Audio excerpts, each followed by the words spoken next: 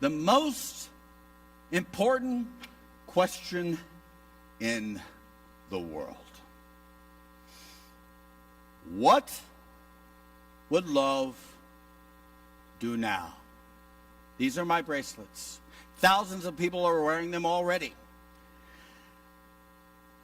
The most important question in the world is what would love do now? Because most people's questions about the world is not that question. It's more negative and fear-founded, which means, hey, what would hate do now? What would attack do now? What would blame do now in this moment? What would disturbing events arise in my mind? What's it going to do about the future? What do I have to do to correct the past? All of these questions that the brain actually asks because it is founded on a premise of lack and limitation and scarcity. That's why it delivers those questions. When I say, what would love do now, as I did with my car, okay? Time and space collapses. You are no longer identifying with the past and the future anymore. You bring yourself to a receptive modality. You're no longer dictating to the universe how it should show up. You're here now and saying, okay, I'm going to be receptive here. What would love in this moment do?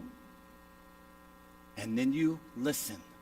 Jason, the last quotation from A Course in Miracles. Y'all having a good time this morning? Yes. Oh my goodness. Here we go.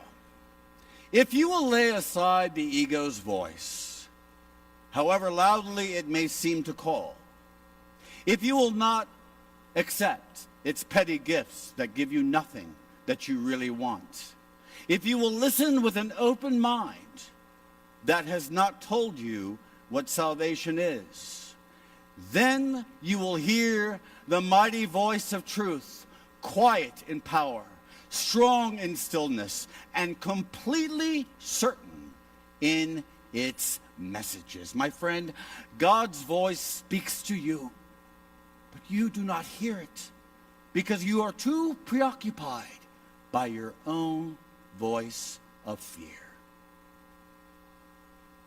Hello?